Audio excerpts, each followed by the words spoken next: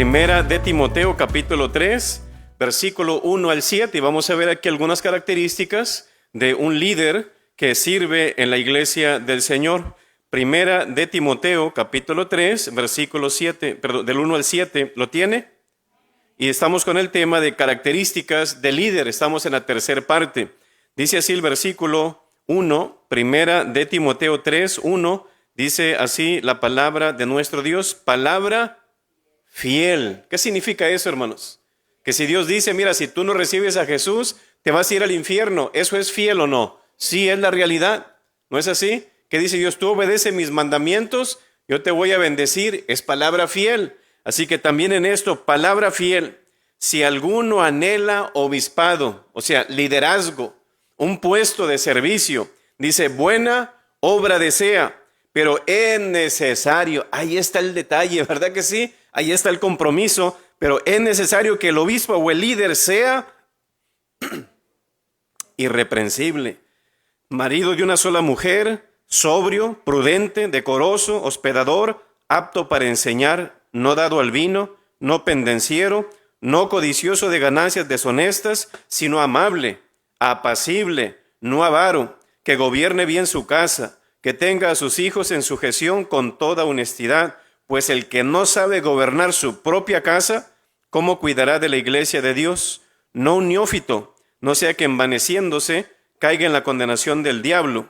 También es necesario que tenga buen testimonio de los de afuera, para que no caiga en descrédito y en lazo del diablo. Amén. Padre Celestial, rogamos, Señor, que sea tu palabra hablando, Señor, hoy en esta tarde, y que sea tu Espíritu Santo, Señor, moldeando las mentes, los corazones, para que esta palabra sea sembrada en buena tierra y en un corazón bueno, Señor. Te lo rogamos y pedimos en nombre de Cristo Jesús. Amén. ¿Puede tomar su lugar? Una ocasión vino un CEO, o sea, el director general de una compañía, a la junta y reunió a todos los empleados de la compañía ahí en el cuarto de conferencias. Pero algo interesante, que antes de saludarles, antes de cualquier otra cosa o encomendarles una tarea, les hace una pregunta. Y la pregunta que él hace es, ¿cuántos de ustedes o quién sabe quiénes son las 3 mejores personas de ventas en esta compañía? La mayoría, yo sé quiénes son, conozco uno, conozco 2 o conozco a los 3. Excelente, dice él, ya después de que la mayoría levantó su mano, y luego preguntó, de esos que levantaron la mano, ¿quién ha invitado a comer a uno de estos 3 para que les enseñe cómo hacerlo? Nadie levantó la mano. Yo creo, hermanos, los líderes no nacen siendo líderes. Los líderes se hacen. Yo soy miembro de una iglesia, automáticamente yo voy a ser un buen líder. No, tienes que hacer un esfuerzo. Tienes que hacer algo extra con el fin de, ¿qué voy a hacer yo para mejorar, para crecer, para ser un mejor cristiano, ser un mejor líder en la iglesia donde yo estoy asistiendo? Amén. Los cristianos tienen que ser intencionales. Es que me están empujando, pastor, me están forzando a hacer esto. No, sin que nadie me diga nada, pastor, yo lo hago porque yo lo siento. Gloria a Dios. Los cristianos necesitan ser intencionales y desean crecer sin que nadie les diga nada, ni les ande manipulando o empujando, sino que hacen lo que deben de hacer. Y de esos, hermanos, creo que hay pocos. Amén. Casi nadie quiere ser acomedido, casi nadie quiere servir, casi nadie quiere brindar ayuda o no quieren ir la milla extra. Pues yo hago nomás lo que se espera de mí, pastor, este es mi trabajo y listo. ¿Será eso nomás lo que Dios quiere de ti? Yo defino el liderazgo y lo recalco para que usted entienda esto, que es como el saber dónde Dios, no yo ni el pastor, sino dónde Dios quiere que usted como persona, como líder, como miembro, dónde quiere Dios que yo esté, y tomar la iniciativa con los dones y talentos que Él me ha dado hasta ese punto donde Él me quiere, pero en total dependencia de Él para hacer su obra. ¿Dónde, Dios, tú me quieres a mí? ¿Cómo es que tú me vas a usar para yo hacer tu obra dentro de la iglesia sin que nadie me ande rogando ni pidiendo qué es lo que yo tengo que hacer? ¿Cuáles son las características del líder? Hemos aprendido primero, líderes comprometidos. A ver, dígalo conmigo, líderes comprometidos. En segundo lugar, ¿cómo es que vemos o cuáles son esas características, pastor, de un líder? Bueno, en segundo lugar, líderes ejemplares. Y esto, es que somos cristianos y por eso, pastor, tenemos que ser ejemplares. No, donde quiera tú tienes que ser un ejemplo. En la casa, en la oficina, en la escuela, en tu trabajo, en tu comunidad, con tus vecinos, tú tienes que ser el ejemplo. Amén. Pero sobre todo en la iglesia también. Vaya conmigo a Primera de Pedro, capítulo 5, y vamos a leer los versículos del 2 al 3. Primera de Pedro, capítulo 5, versículos 2 y 3. Y dice así en la versión Reina Valera 60. Casiodoro Reina de Valera era el que tradujo esta traducción. Reina Valera 60, y dice así la palabra: apacentar la grey de Dios. ¿Quién es la grey de Dios? La iglesia, el pueblo de Dios. Dice que está entre vosotros. ¿Qué dice Dios? Si tú quieres ser un líder, tienes que estar entre la gente o con la gente. Dice, cuidando de ti mismo, de ella, ¿verdad que sí? No por fuerza, sino voluntariamente. No por ganancia deshonesta, sino con ánimo pronto, ¿verdad que sí? No como teniendo señorío sobre los que están a vuestro cuidado, sino siendo, ¿qué dice ahí, hermanos? Ejemplos. ¿Siendo qué? Y fíjese que ahí no está diciendo, acabo fuiste ejemplo cuando tú recibiste a Cristo. No, ¿qué palabra se está usando ahí? Siendo presente, un gerundio perfecto, ¿no es así? Siendo, es de cada día esto, siendo ejemplos de la grey, hermanos. Se lo voy a leer en la Nueva Traducción Viviente. Cuiden del rebaño que Dios les ha encomendado. Háganlo con gusto, no de mala gana, ni por el beneficio personal que pueden obtener de ello, sino porque están deseosos de servir a Dios. No abusen de la autoridad que tienen sobre los que están a su cargo, sino guíenlos con su buen ejemplo. Guíenlos con su buen ejemplo. Hablan más los hechos, hermanos, que las palabras. ¿Cómo dice ese dicho mexicano? Las palabras, ¿cómo? Sí, ¿verdad? Las palabras se las lleva el viento, ¿no es así? Así que, si vemos también en la palabra de Dios, podemos ver personas de ejemplo en la palabra, hermanos, que Pedro, ¿qué fue lo que él le dijo a Jesús? Mira, Señor, yo pondré mi vida por ti. ¿Sí o no, hermanos? Pero unos días después, ¿qué es lo que pasa? Rompe su compromiso con Dios y al final niega al Señor 3 veces. Pero ¿sabe qué? Le falló al Señor como le podemos fallar cualquiera. Pero ¿sabe qué? El Espíritu Santo no lo dejó en paz. Hey, Pedrito, mira lo que hiciste. Busca al Señor y arrepiéntete y pídele perdón. Y al final dice la palabra que sí, se arrepintió. Hasta dice la palabra que creo que lloró hasta amargamente, ¿no es así? ¿Qué hice? Y dice la palabra, si le seguimos leyendo en Juan capítulo 21, versículo 15 al 19, vemos que el Señor restaura a Pedro y lo confirma. Y al final, hey Señor, estoy dispuesto por ti lo que sea ahora. Si antes te negué, mira, ahora muero por ti en la raya. Y era una realidad. Yo sé que no dice eso la palabra, pero estaban ahí en la playa y estaban cociendo ahí pescados. No, peces se dice, ¿verdad? Sí, peces, ¿verdad? Porque ya estaban pescados. Y estaban ahí en la parrilla tal vez. Yo creo que el Señor Jesús, donde estaba la tina o tal vez ahí agarrando y luego cociendo los Pedro, yo creo que el Señor, porque Pedro se desanimó y me voy a mi viejo oficio, me voy a ir otra vez de pescador. Yo creo que el Señor Jesús agarra un pez, ya me confundí si es pez o pescado, bueno, lo toma en sus manos y le dice, Pedro, ¿me amas más que estos?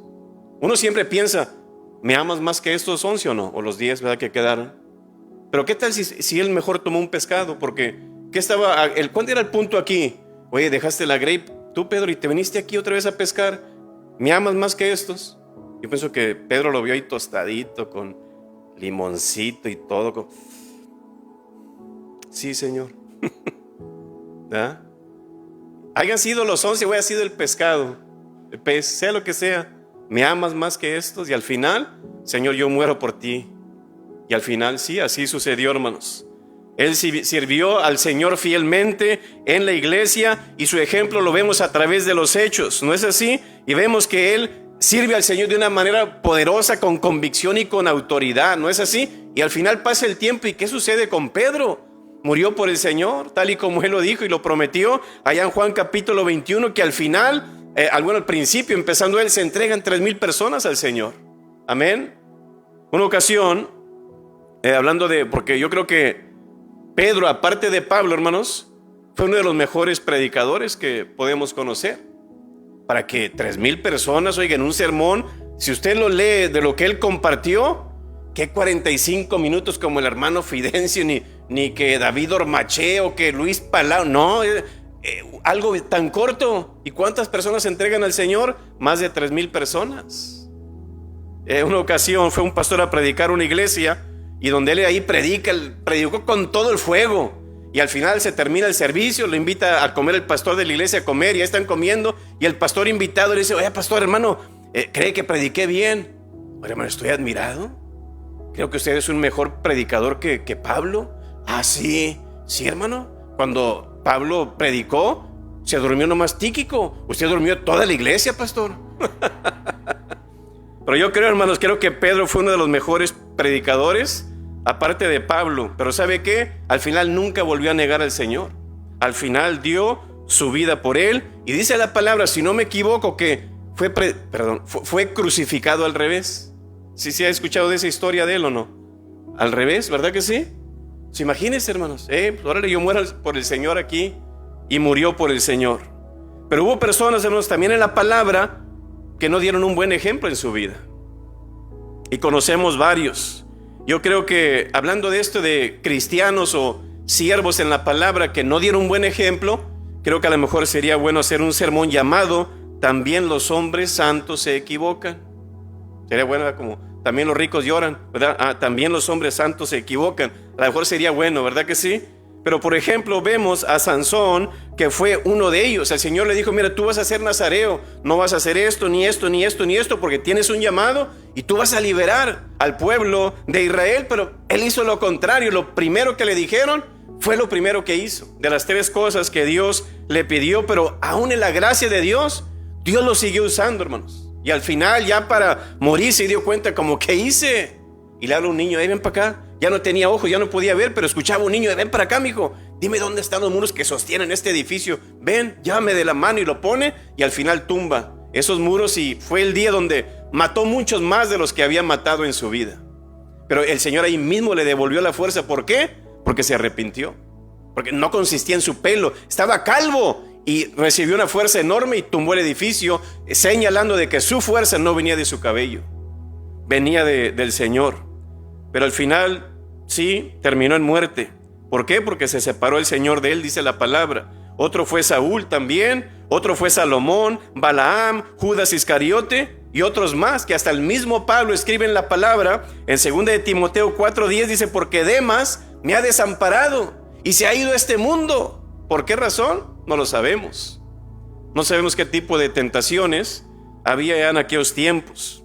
Pero ¿sabe qué, hermanos? Si vemos la palabra hablando de un ejemplo de líderes ejemplares, vemos que la Biblia tiene historias de héroes militares, tiene de profetas, de predicadores, de pescadores, de reyes, hombres de campo que sirvieron a Dios y que le dieron todo al Señor, y que Dios los usó de una manera poderosa, dejando ejemplo para que nosotros sigamos, como dijo Pablo, sigamos sus pisadas.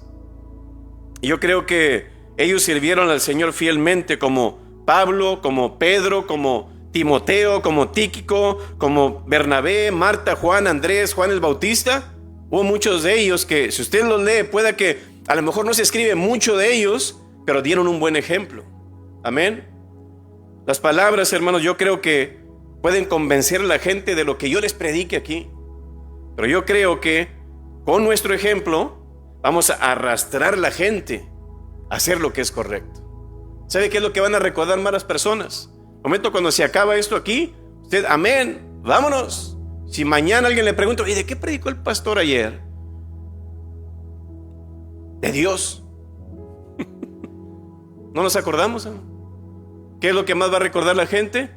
¿Qué van a recordar más sus hijos? ¿Qué van a recordar más sus compañeros de trabajo, hermanos?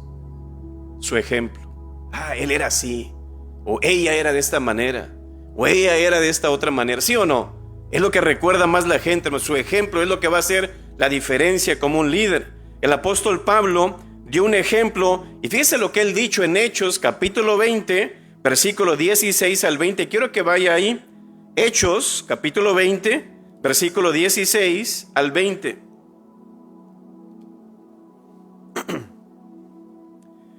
Hechos 20, y dice el versículo 16. Dice: porque Pablo se había propuesto pasar de largo a Éfeso para no detenerse en Asia, pues se apresuraba por estar el día de Pentecostés, si le fuese posible, en Jerusalén. Mismo día cuando la iglesia del Señor nace en Hechos capítulo 2, pero pasaron años y ahora es otro año de fiesta de Pentecostés. Y dice: y si le fuese posible en Jerusalén. 17, enviando pues desde Mileto a Éfeso, hizo llamar a los ancianos, o sea, los líderes de la iglesia. Y dice el 18, cuando vinieron a él, les dijo, fíjese lo interesante que él les dice. Dice: vosotros sabéis. Usted no puede negarlo, les dice Pablo a esos líderes que se reunieron, que él les mandó llamar. Ojo, les mandó un texto, les mandó un WhatsApp, no sé, pero al final llegaron. Y dice ahí el versículo, dice: cuando vinieron a él les dijo: vosotros sabéis cómo me he comportado. A los líderes: vosotros sabéis cómo me he comportado.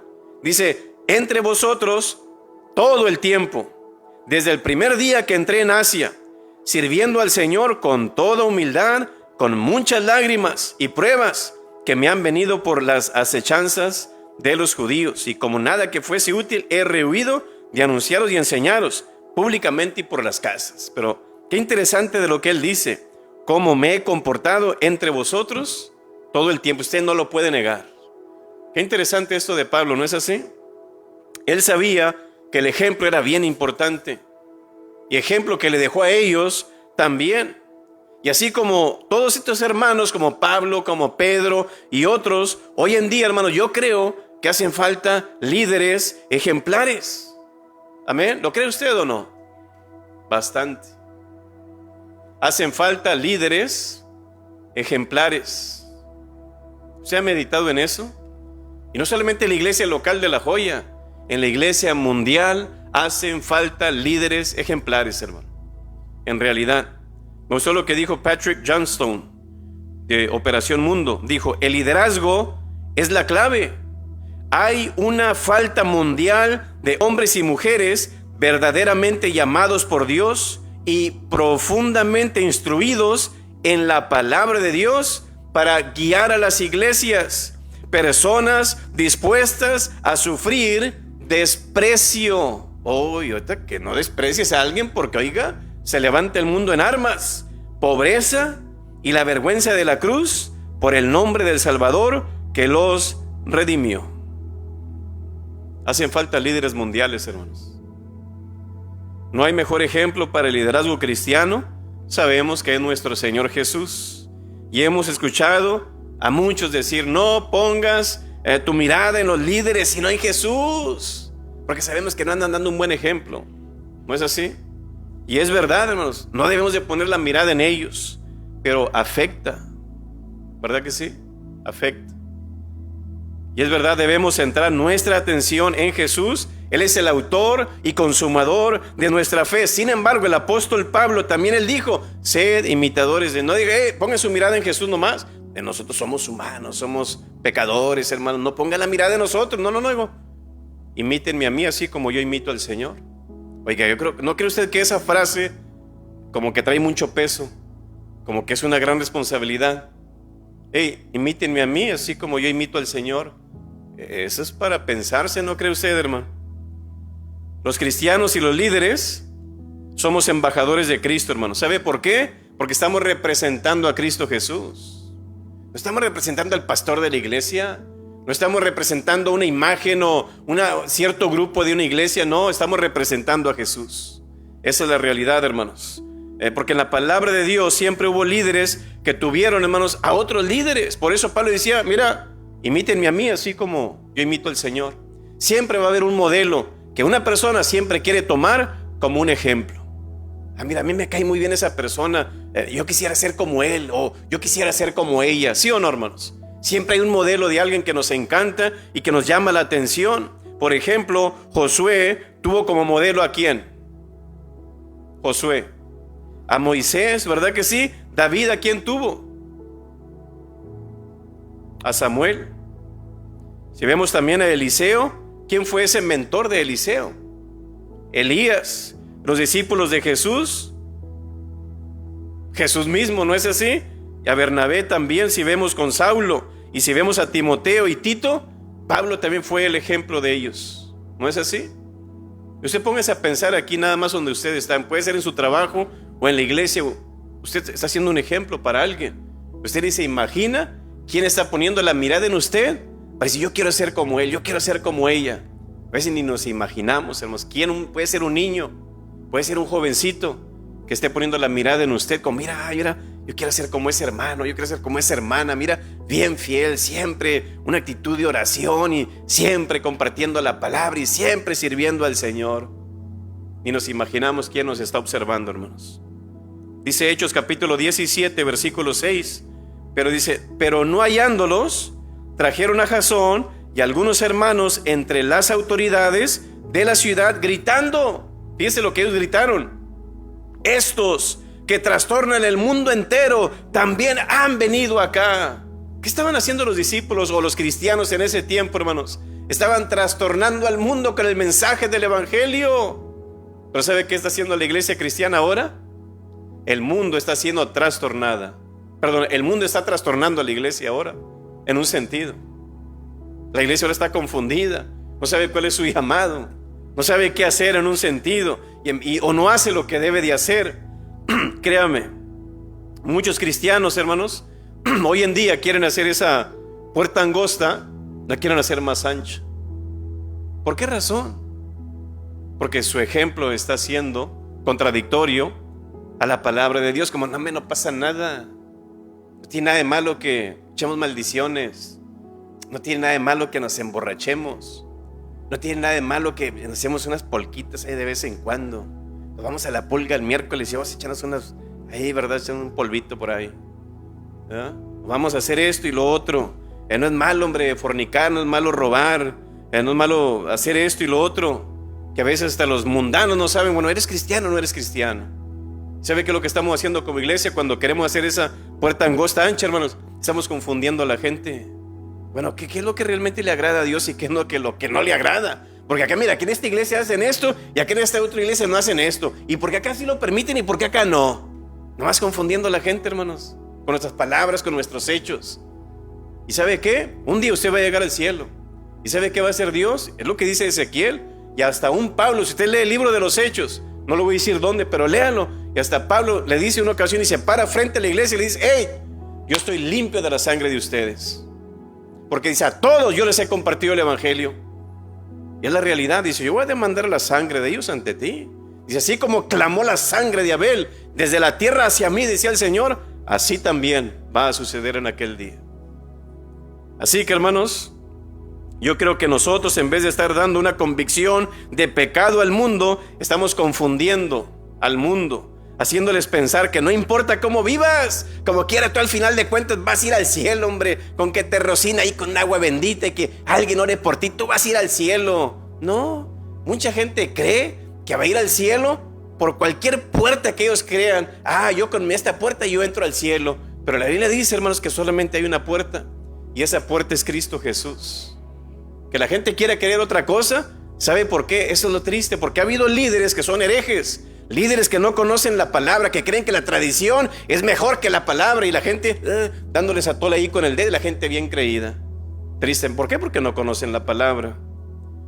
Así que, hermanos, quiero que recuerde esto, que en vez de estar dando a veces un buen ejemplo, estamos dando un mal ejemplo.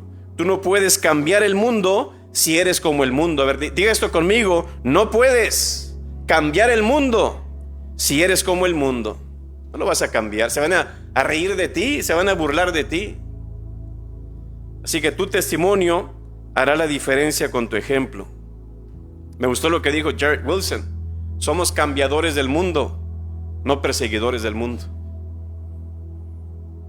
Haz el bien en todas partes para que todos un día puedan decir: si es cristiano, si es cristiano. ¿Podrá alguien realmente decir eso de nosotros? No sé, es que sí es cristiano. ¿Por qué nos llamamos cristianos? Pues viene de la palabra Cristo, seguidores de Cristo. Amén.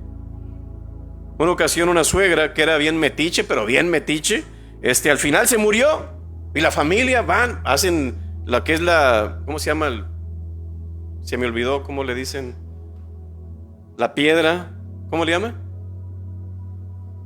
No sé, la piedra, hicieron la piedra, quiero que le ponga esto ahí en la piedra. Ok, y le pusieron en la piedra: aquí descansa ella y en la casa descansamos todos.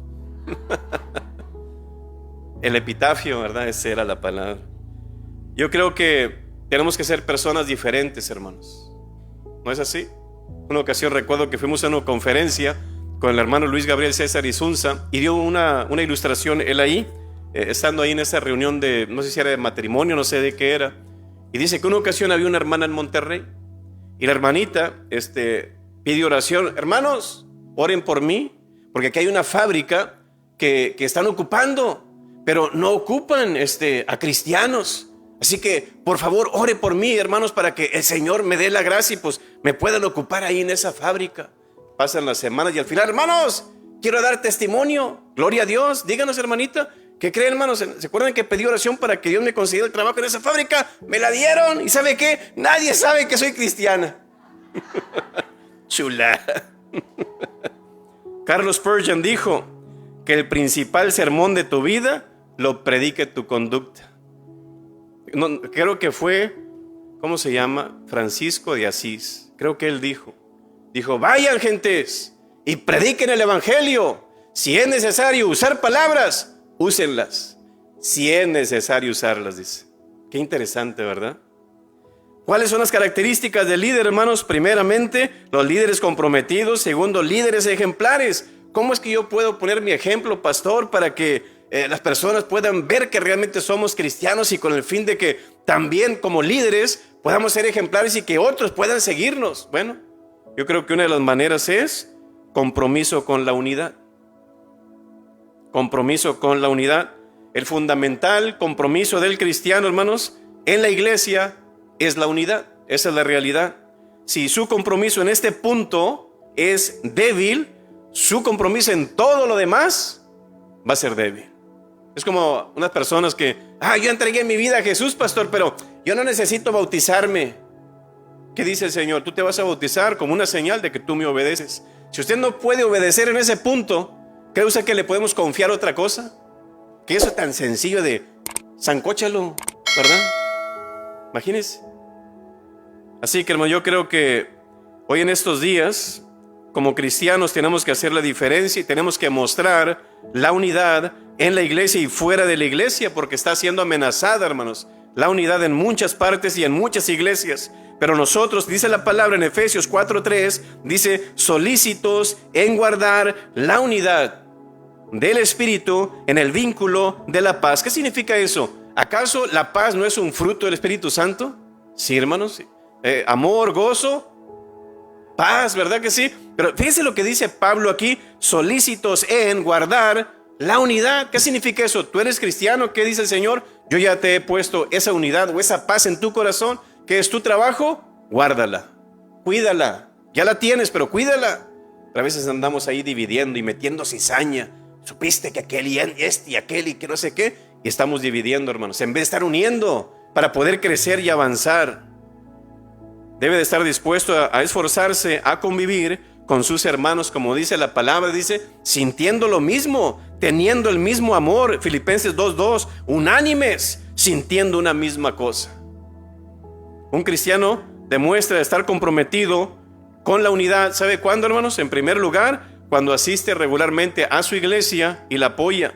En segundo lugar, ofrenda para que el evangelio se siga predicando. Tercero, ora por los miembros. Yo le hago la pregunta a usted: ¿usted ora por los miembros? Porque usted debe pensar, ese es trabajo del pastor que tiene que orar por los miembros. ¿Usted está orando los unos por los otros o no? Tenemos que hacerlo, ¿verdad que sí? Respeta a sus líderes y miembros también.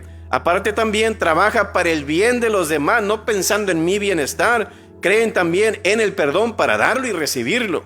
Pero también ayuda a sus hermanos a reconciliarse. En vez de dividirlos, sí, ¿oíste lo que dijo? Yo estaba ahí cuando dijo esto de ti, que no sé qué. ¿Para qué le dices? Ya suficiente ha tenido y tú todavía metiéndole ahí la cizaña. Primero, compromiso con la unidad. Segundo, comprometido con la adoración. Comprometido con la adoración. Pero pastor, yo nunca fallo a los cultos. Yo siempre estoy ahí. Porque estés aquí no significa, yo soy comprometido. El diablo viene todos los días y no lo vemos. Aparte del Espíritu Santo. Así que yo creo, hermanos, que nunca están dispuestos a hacer algo más que ocupar un lugar, tal vez en las bancas. Pero aquí no estamos hablando de los de la PGR. No estamos hablando de, para que no se me vaya a ofender. ¿Sabe cuáles son los de la PGR? Pura gente retirada. Pastor, ya estoy muy viejito, ya no puedo. Gloria a Dios, y se le entiende, ¿verdad que sí? Estamos hablando de los que sí pueden. Pero el cristiano comprende, hermanos, que es su responsabilidad estar presente cuando el pueblo, la iglesia, se reúne para adorar a Dios. Por cierto, se me olvidó ese pito que tengo en la casa, ¿verdad? Tengo uno que es de un animal, ¿verdad? ¿Y qué hacía el pueblo? Pitaban con ese pito y se congregaba el pueblo. Y esto dice el Señor, ¿verdad?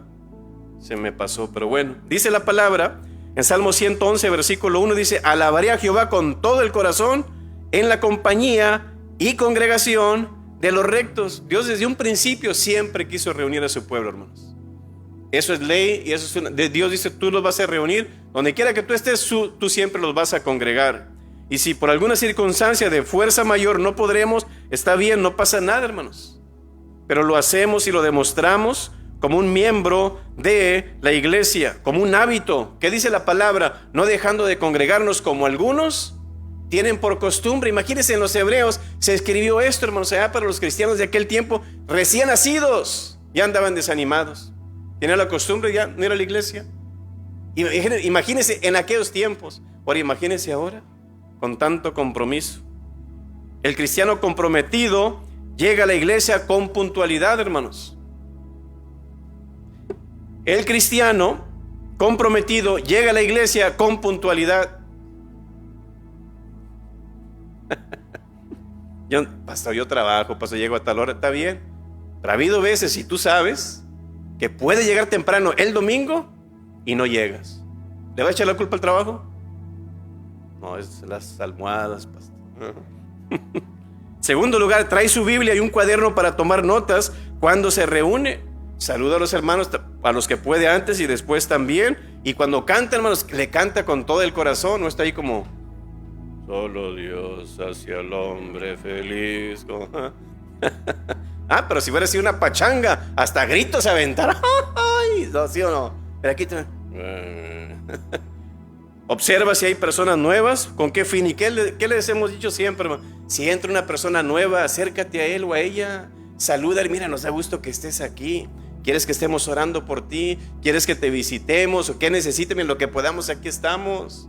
A veces viene la persona, se sienta y así como llegó se va, ni quien se le arrime. Compromiso con la unidad, comprometido con la adoración. Tercero, comprometido con la misión, hermanos. Yo creo que el creyente comprometido reconoce y se apropia de la misión de la iglesia que Dios tiene sobre la tierra. La iglesia, hermanos, es una comunidad, un grupo de creyentes que reconocen a Jesús como su Salvador y su Señor, y que le sirven con todo su corazón. ¿Para qué? Cumplir su misión. ¿Y cuál es la misión de la iglesia sobre la tierra? ¿Alguien sabe? ¿Calentar bancas? No. ¿Cuál es la misión de la iglesia? Su primer misión, sí, pastor, es glorificar a Dios. Lógico. ¿Pero cuál es otra? Predicar el evangelio, hermanos, por sobre todas las cosas. Que todo lo que se haga aquí en la iglesia, sea lo que sea, ¿cuál es el fin? ¿Por qué hacemos que día del niño, que día del padre, que día de la madre, que acción de gracias? ¿Con qué fin lo hacemos? ¿Gastar dinero, pastor? ¿Lo más usted, pura tragazón? No. ¿Cuál es el fin? Invitar gente y que la gente que venga a escuchar del mensaje. Ese es el punto, hermanos. Esa es nuestra misión. Y podemos enumerar varias cosas básicas en la misión de la iglesia en el mundo. Dar a conocer del evangelio. ¿Qué es lo que dice aquí? tu salvación, nuestra misión. ¿No es así? Segundo lugar, ofrecer adoración a Dios. Es lo que Dios quiere. Dice, es el día del Señor, decía Él. Te vas a reunir y me vas a adorar. Dice, no vas a tener ningún Dios falso delante de mí. Nomás a mí, dice, me vas a adorar y me vas a escuchar lo que yo te voy a decir, qué es lo que tú debes hacer. Ese es el punto de Dios, hermanos. También desarrollar hombres y mujeres maduros en Cristo. Observar las ordenanzas y sacramentos. ¿Cuáles son las ordenanzas y sacramentos? ¿Alguien sabe? Aquí está atrás, no se quitó, ahí está. Eso se levanta, se quita, ahí está el bautisterio. Bautizamos a las personas que han entregado su vida a Jesús. Y aparte, la Santa Cena, hermanos. Eso el Señor lo pidió. Tienen que evangelizar para que bauticen y tienen que tomar la Santa Cena hasta que yo venga, dice el Señor. Como un recordatorio de mi sacrificio. Y proclamar el señorío de Cristo Jesús. Primera de Pedro 2:9 dice, mas vosotros sois linaje escogido, real sacerdocio, nación santa, pueblo adquirido por Dios. ¿Para qué? Para que anunciéis las virtudes de tu iglesia, no, de aquel que es Cristo Jesús, que los llamó de las tinieblas a su luz admirable, hermanos. Ese es el punto. Entonces, ¿cómo puedo yo, pastor, aquí cumplir esa misión? Haz las 3 T's. ¿Las 3 T's, pastor? ¿Tacos, tortas y tamales o qué? No, ¿cuál es, hermanos? Tiempo, tesoro y talento, como dijo Frank Palos.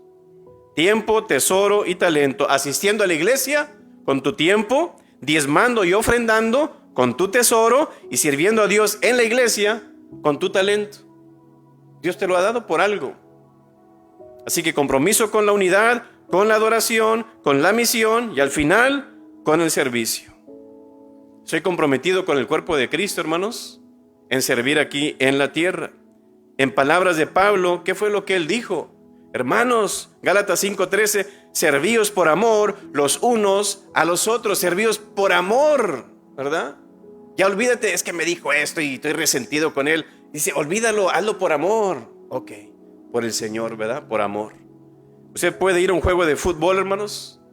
Usted puede ir a un concierto, puede ir de compras, puede ir a la playa, puede ir a trabajar. ¿Y sabe qué? Usted no necesita involucrarse con ninguna persona si no quiere y no pasa nada. Pero en la iglesia así no funciona. Dice, tú vas a ir a la iglesia, tú te vas a relacionar con las personas, dice. Tienes que, dice, no puedes, dice, estar sin los unos y nosotros. Dice la palabra de nuestro Dios. Y el punto es convivir con nuestros hermanos. Por eso nos llama Padre Celestial, porque somos una familia. Hermano, hermana, ¿por qué nos llamamos así? Porque tenemos un Padre, hermano. Somos una familia en Cristo. Y tenemos que poner en práctica la palabra y los dones espirituales. Y porque dice la palabra, dice, a cada uno le es dada la manifestación del Espíritu. Puede ser a través de un don o un talento. Primera de Corintios 12:7 dice, la manifestación del Espíritu. ¿Para qué? Para provecho. Dios te ha dado algo para que aproveches y sea de provecho para los demás. Así que como miembros, no esperamos, hermanos, hasta que se nos ofrezca una oportunidad para poder servir. No, más bien tomamos nosotros mismos la iniciativa en ser intencionales y acercarnos al pastor, a un líder, y decir, pastor, hermano, yo estoy listo, yo estoy lista para servir al Señor. Amén. Amén, hermanos. El apóstol Pablo dijo en Efesios 4, y si usted lee Efesios 4, del versículo 11 en adelante, ahí dice que el Señor puso pastores, maestros, evangelistas y puso varias personas. ¿Para qué? Dice, para que todos lleguemos, dice, a la unidad de la fe y el conocimiento del Hijo de Dios. Y menciona varias cosas. Y lo dice el 15, que sirviendo en amor, crezcamos en todo aquel que es la cabeza, esto es Cristo. Dice, y luego dice, de quien todo el cuerpo, dice, bien concertado y unido entre sí por todas las coyunturas que se ayudan mutuamente, según, y luego fíjese lo que dice Pablo, según la actividad propia de cada miembro. Actividad propia, ya no dijo todo el cuerpo y todos los miembros. Dice, sí, pero cada uno de todos esos miembros se va individual y dice la actividad propia de cada miembro. No importa cuál miembro seas tú, que dice el Señor, tú tienes una actividad propia dentro del cuerpo de Cristo. Porque es lo que dice ahí, dice, recibe su crecimiento para ir edificándose en amor. Yo creo, hermanos, que hoy en día la iglesia necesita cristianos, sobre todo líderes, llenos del Espíritu Santo, hermanos. Que conozcan la palabra de Dios, que exalten a Cristo, que sean humildes, que sean perseverantes, que ejercen cierta influencia en su casa, aquí en la iglesia, donde quiera que ellos estén. Amén. Así que tenemos un compromiso, hermanos, delante del Señor. Recuerde que su compromiso es con Dios. No es con la iglesia, no es con el pastor, es con Dios. Amén. Termino con esto. Y he dado esta historia porque me encanta. En su autobiografía, John Kenneth Galbraith, él era un economista, pero allá hace años atrás, allá por los 50s y los 60s. Y entre todo lo que él escribía en su journal, o en su diary, en su diario, él escribió una experiencia interesante de su sirvienta. El nombre de su sirvienta era Emily Gloria Wilson, una devota mujer cristiana, sometida realmente al Señor y bien fiel al Señor. Y él escribió, o sea, John Kenneth escribió, dice, había tenido, dice, yo un día muy difícil. Decidí tomar una siesta, decidí descansar y le dije a mi sirvienta, a Emily, mira, no quiero que me pases ninguna llamada. Si alguien viene a verme, no quiero recibir a nadie. Estoy muy cansado, así que por favor, no quiero que nadie venga. ¿Está bien? Se fue a acostar él, descansando, tranquilo. De rato, en unas horas, suena el teléfono. ¿Quién cree que era? Lyndon B. Johnson, en aquel entonces presidente de los Estados Unidos, ahí en la Casa Blanca. Ring, ring, ring. Ella contesta el teléfono y era él. Comuníqueme con el señor Ken, quiero hablar con él y soy Lyndon B. Johnson, presidente de los Estados Unidos. Y Emily le dice, señor presidente, el señor John está durmiendo. Él me pidió que no le molestara. ¿Pero cómo? Bueno, entonces despiértelo porque yo quiero hablar con él. ¿Sabe qué le responde Emily? No, señor presidente, yo trabajo para John, no para usted. Imagínense, qué fidelidad de mujer. Después John dice que él se levanta, después habla con el presidente y lo que le dijo el presidente es, fíjese lo interesante, dile a esa mujer que yo la quiero aquí en la Casa Blanca. Rechazó la oferta. Pero ¿habrá personas como esta mujer todavía, hermanos? Y la pregunta es como, el amo de ella, pues es John, ¿no es así? Pero sobre todo el Señor Jesús. ¿Quién es nuestro amo? ¿Quién es nuestro jefe? ¿Por quién nos dejamos gobernar o guiar a nosotros? Y otra, ¿qué ejemplo estoy dando yo como un líder, un miembro o un cristiano en la iglesia del Señor? Cierre sus ojos, vamos a orar y pedirle al Señor que podamos adoptar ciertas cualidades, características en nuestra vida para ser ese líder que Dios quiere que yo sea. El mundo, la iglesia, necesita líderes cristianos, hermanos, con ciertas características. ¿Lo serás tú? ¿Lo irás a hacer? El Señor está haciendo un llamado y esperamos que podamos ser obedientes a ese llamado. Padre Celestial, gracias te damos, Señor, por tu palabra. Gracias, Señor, que a través de ella podemos aprender, Señor, sobre todo aprender y conocer tu corazón. En qué es lo que tú esperas, Señor, de tu pueblo y sobre todo los líderes, Señor. Así que rogamos, Señor, que sea tu Espíritu Santo para que podamos ser sensibles a ese llamado, Señor, porque hacen falta obreros. La mies es mucha, Señor, y los obreros son pocos. Y pedimos, Señor, que tú seas levantando más obreros aquí en esta tierra, Señor, para que se haga la función y el trabajo que tú deseas hacer, Señor. Que nosotros no seamos el obstáculo, al contrario, que seamos el elemento para lograr, Señor, tu propósito y tu llamado con las personas aquí sobre tu iglesia y sobre la tierra. Te lo rogamos y pedimos en nombre de Cristo Jesús. Amén.